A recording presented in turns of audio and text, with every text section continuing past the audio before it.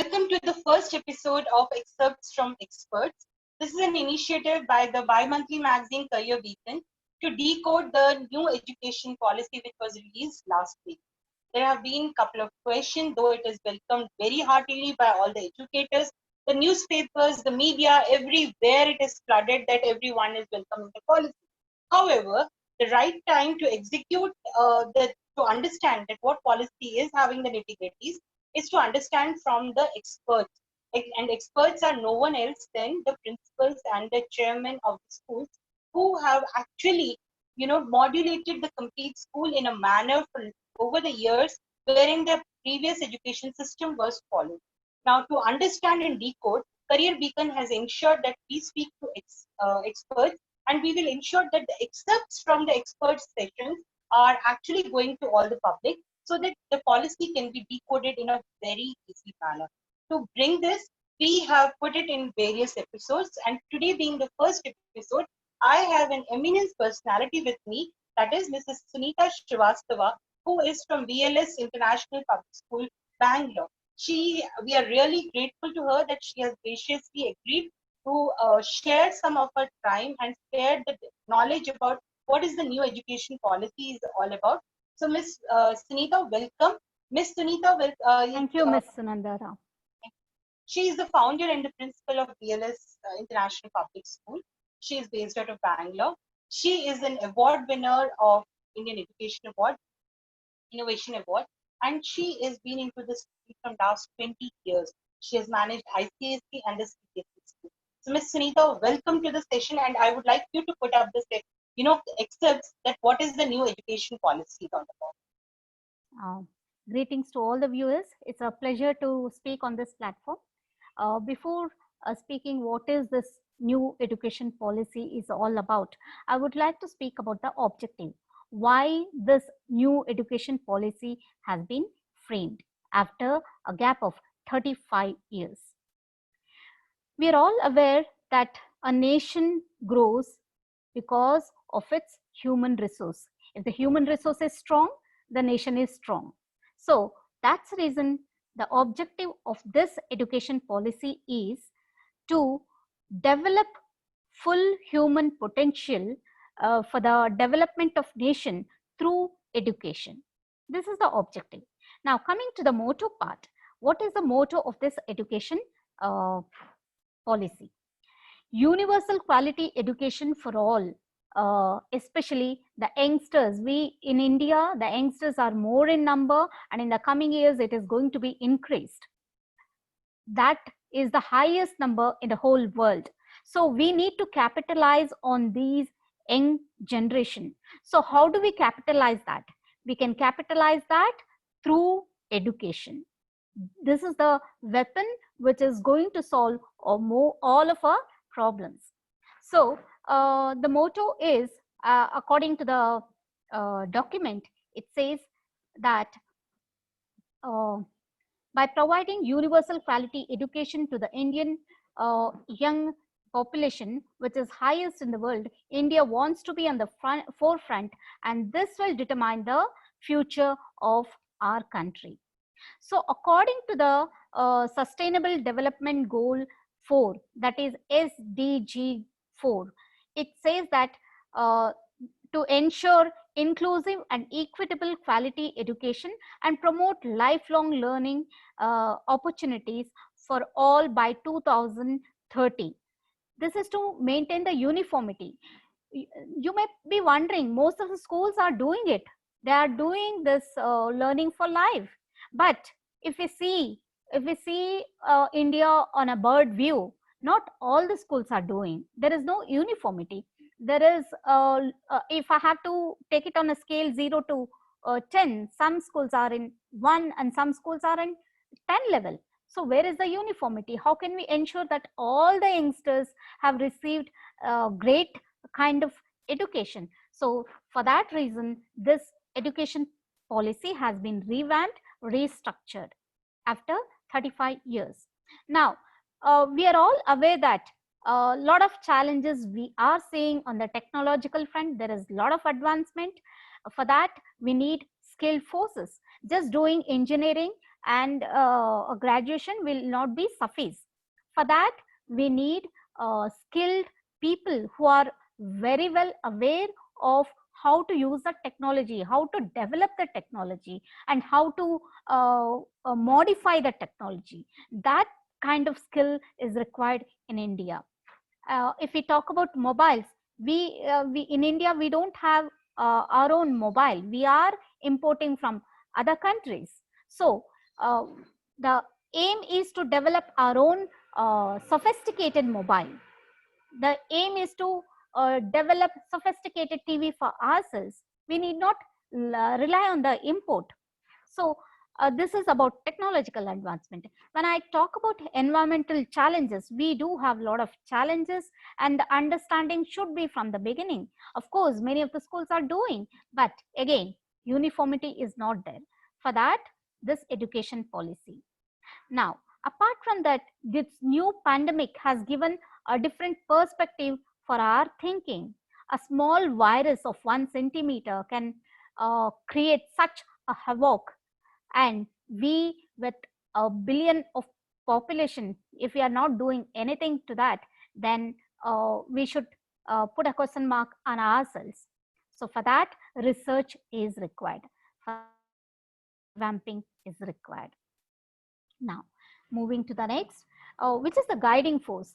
Where if we look back down to the last century, we have a lot of universities which were in the forefront. Many of the foreign students used to come and study here, and a lot of leaders were created through this university. So this is the guiding force, I can say. And lofty vision for the session, this policy is by 2030 everybody should get equal opportunity of education, and by 2040 the India should become the second to none. This is the lofty vision the policy is having. Now, coming to the next question, would you like to proceed further? Brilliantly, you mentioned that it is aligned to SDG 4, and we have a very good lofty vision that we should be second to none. So that's the beautiful message. I'm sure people who have worked around the policies, the thought leaders, the people who are who have given the advices have been done. And what I understand from the news as well as from the media channel, that government has ensured that they have reached to every district to understand what is the nitty-gritties that are required at this moment of time for the policy, what changes are required. So it has actually captured every economical zone as well as everywhere. So that's a brilliant thing, Sunita ji. Thank you so much for explaining. Now we move on to the one biggest question. We have 10+2 as a pattern today. So that means state government or the central government is having the responsibility that they will be vouching the students until 10+2, and after that they will be handed over to the university. So we don't have any board per se, but yes, we have universities post school which will be taking care of. However, all of a sudden there is something which is a new numerical number which is coming. Again, that's 10+2 is also 12, 5+3 plus 3 plus 4 is also 12. So what is the basic change, if you can explain, on what is +5, what is 3, what is 3, what is 4? So that would be actually easy to understand by the parents. If you can explain it and show your like. Yeah. The revamping is right from the foundation level, that is pre-primary. Earlier in 10+2, pre-primary was not included. A lot of unstructured schools were running. In every nook and corner, we could see a kindergarten. And with this policy, that is not going to happen. Maybe some of the schools have to shut. The reason is they have to follow the parameters which is mentioned in the policy. If they don't fulfill the criteria, then they will not be allowed to run the kindergarten. So the parameters are very strict. The reason is at this age, the child's brain has optimum level of development. Up to the age of 6, the maximum development happens. So if we are neglecting that part, the subsequent improvement will not be there. That's the reason pre-primary is importance has been understood, and that has brought into the structure. Now the kindergarten will be a structured curriculum which will be framed by the NCERT. So this will further it will be extended to grade 1 and 2 also, because that grade is also come under this branch itself. So kindergarten along with grade 1 and 2 becomes one block. What I'm visualizing is maybe the kindergarten who are already running successfully, and those who fulfill all the parameters, they will be given the option to run even grade 1 and 2. So that is what I'm visualizing with this education policy. And this is about standalone kindergarten. There are certain schools who have kindergarten in their campus itself. Even those schools have to follow the structure, the parameters, the curriculum which has been mentioned in the policy. And Anganwadis have to have proper faculties, infrastructure, and whatever the parameters are there, even Anganwadis have to follow. That is the main focus of this education policy. This is about 5.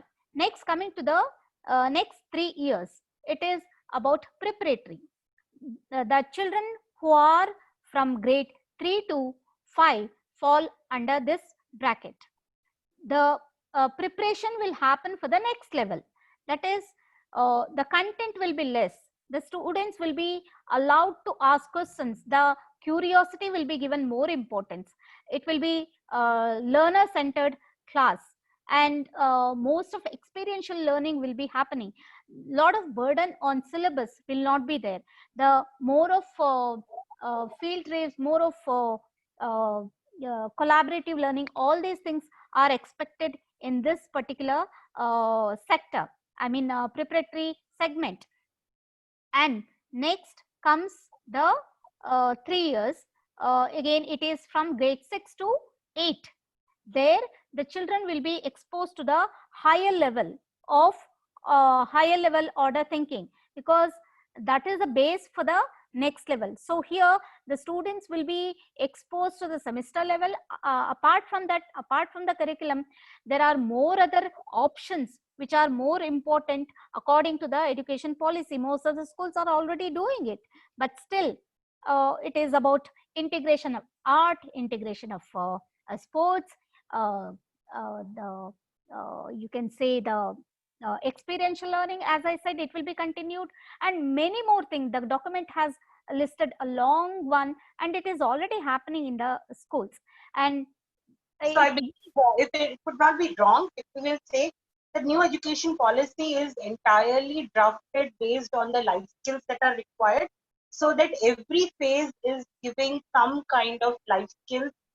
What you mentioned in the foundation age or the preparatory, or now when you're saying the next 3 where the people are going little higher, that is from the 6th grade to the 8th grade. So there are the life skills which are coming with the numerical ability, digital literacy. All these things are also will be included, because what I understand from the policy when I was also reading, the coding will be introduced from the 2nd, 3rd stage. That so class 6 onwards, when the coding is starting, that shows that yes, we are preparing the nation for the digital literacy. Now let's move on to the 4th, and then I have a question on the mother tongue, because that's something which is highly debating on the media. Yeah. So the next level, definitely when the students are emotionally balanced, physically balanced, and all the aspects are taken care in the primary level, then they move to the higher level of thinking. Somewhere I have read also about Maslow theory has been implemented, especially for Anganwadis and all. This Maslow theory has been Maslow theory of needs has been included, where the basic needs have to be fulfilled to move to the next level. We want the children to be at the highest level, creativity level. But if the child is feeling hungry, he cannot concentrate in the classroom. The child cannot concentrate in the classroom. So even this will be taken care.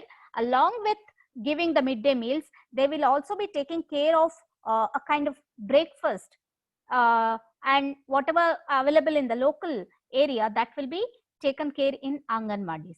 So Wow, that's really good. That's yeah. really good. So, and moving further, it is grade 9 to 12. It comes under one bracket where the curriculum will be vast, of course, and the children will have the facility to select according to their interest.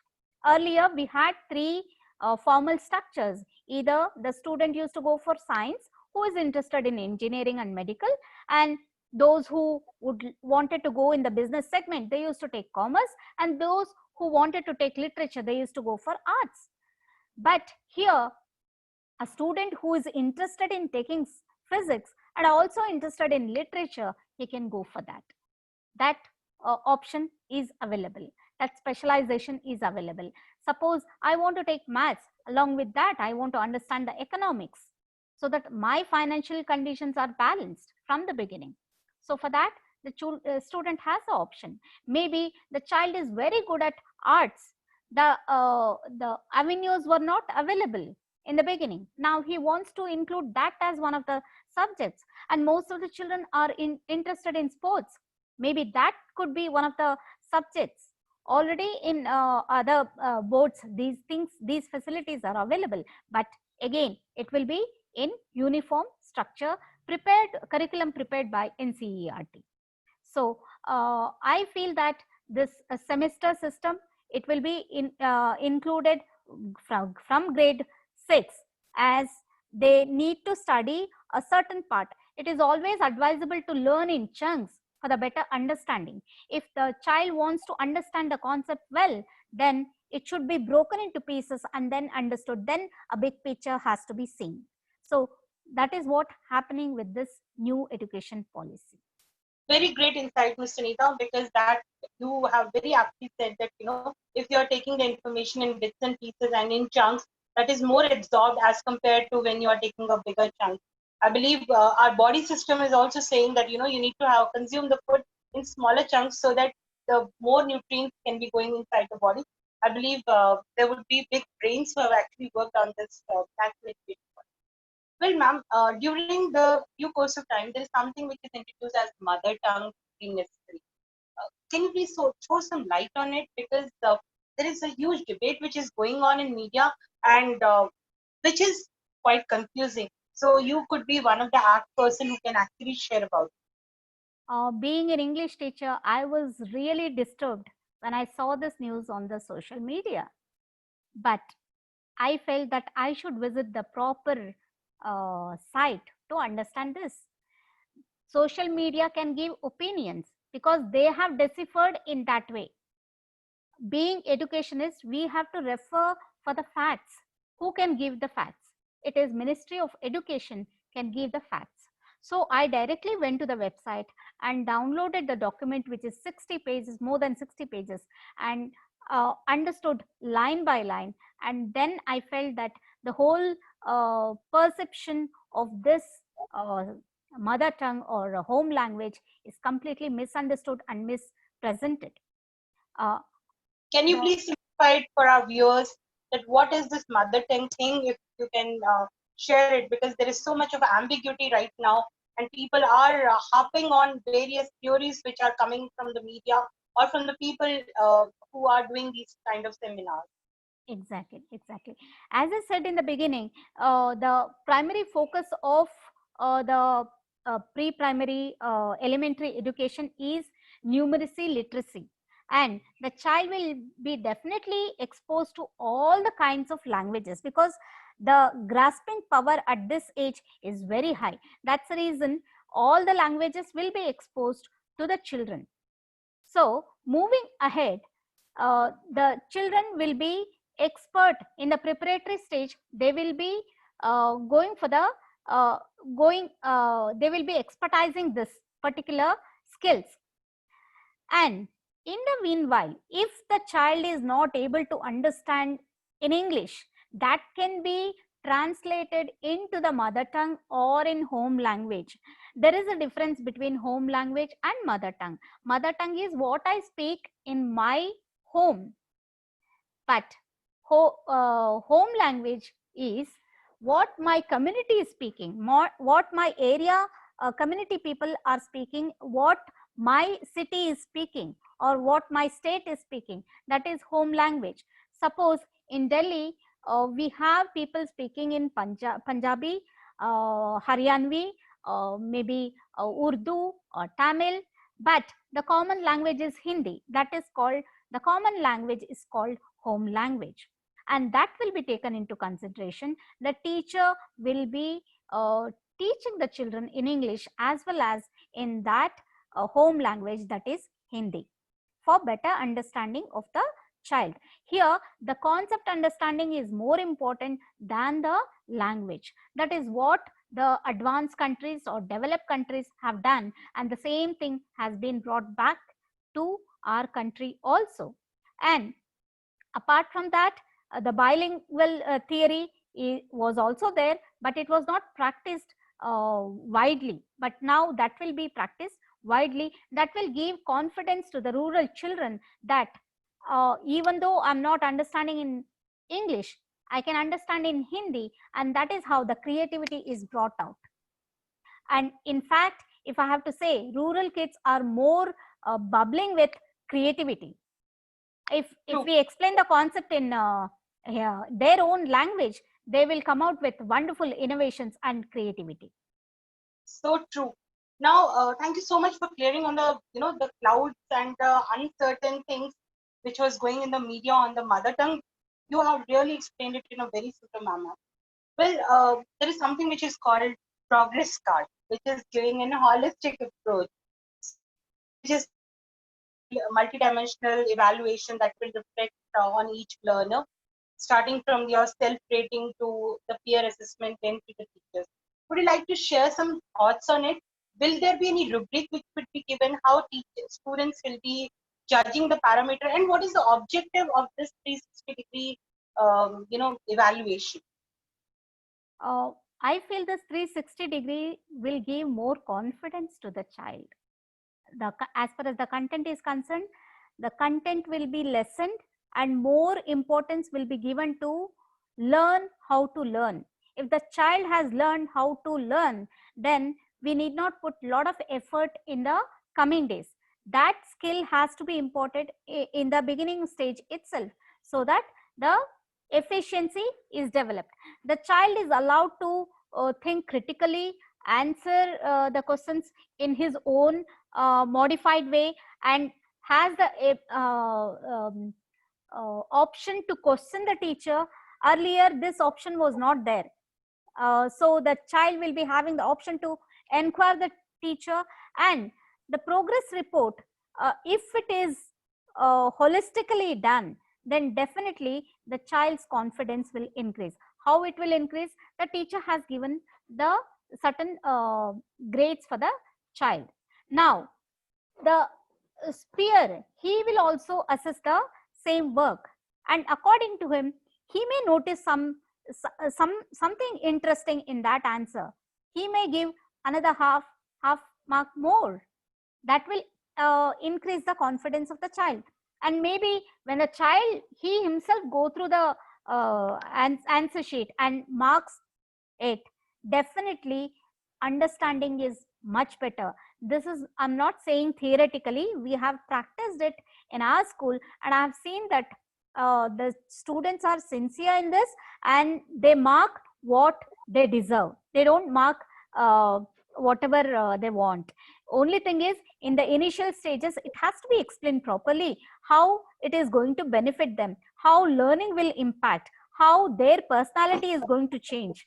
All these things to be elaborately oriented, then definitely the students will take it in the right direction. And for this, I personally feel that strength of the classroom, the students teacher ratio should be very less, so that the teacher can give personal attention to the children.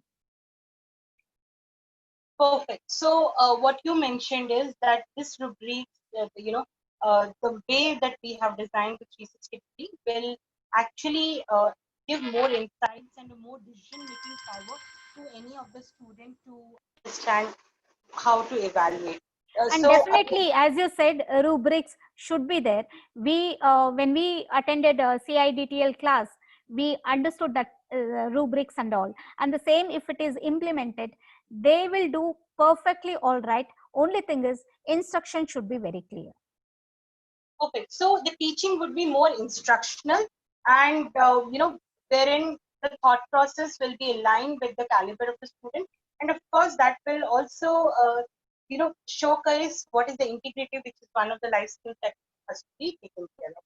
Well, ma'am, moving on from the 360 degree to the next parameter of the thing, we are saying that there would be a semester system which will be included. So that shows that now the child has to be prepared twice in a year to clear that instead of waiting for the final thing. So how do you welcome this particular phase which has been mentioned, that there would be a semester system, which was unlikely to what we were having for last 34 years on the national education policy? And I'm really jealous now that we should have gone 20 years back at least. We should have enjoyed this phase. So please show some directives on this.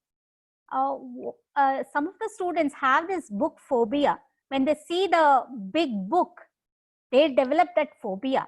I will not be able to do that.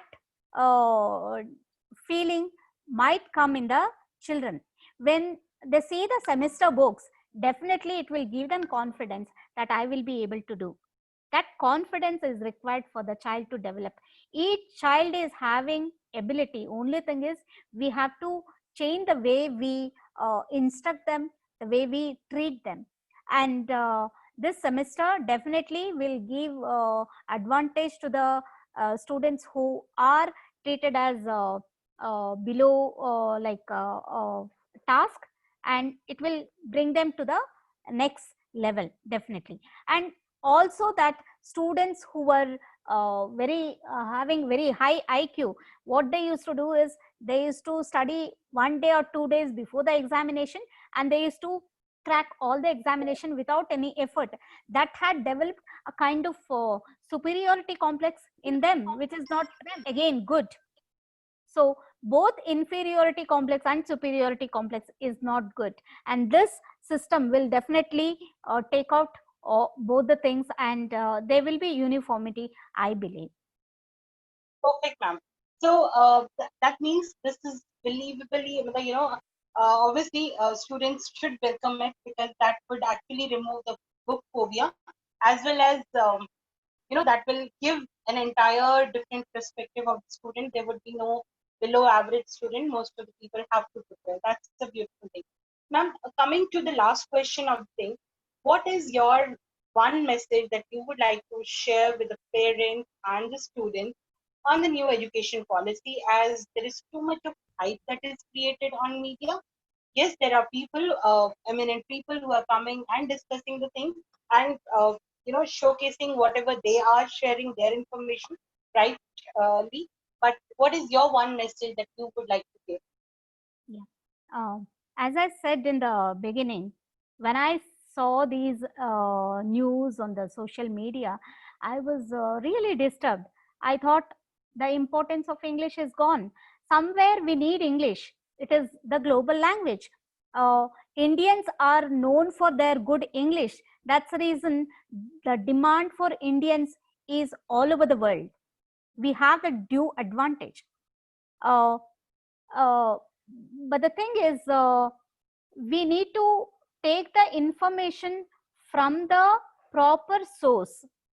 When it was announced in the social media that English will not be given importance, I went directly to the Ministry of Education. There I downloaded the document and saw that there was completely different view on the same topic.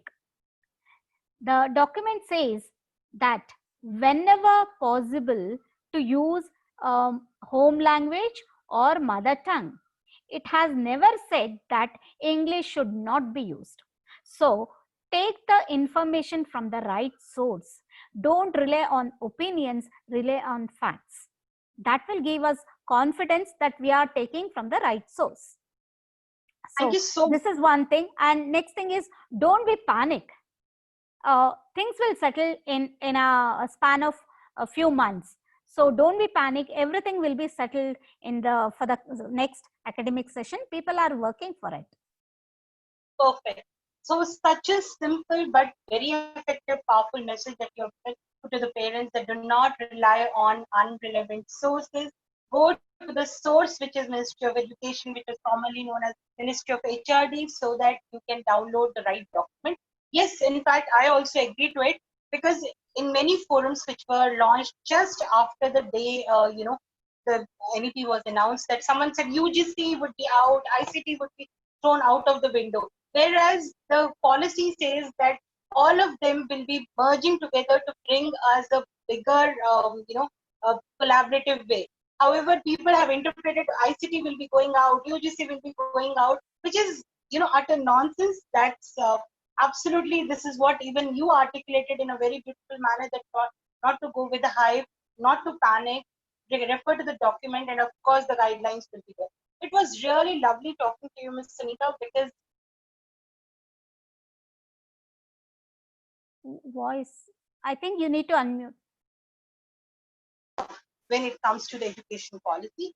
Thank you so much for decoding it and sharing your valuable time for our viewers, especially for the parents and the students. Well, for both of most of them who have said that they would like to have it in bilingual, of course, we are bringing, ma'am, both the series.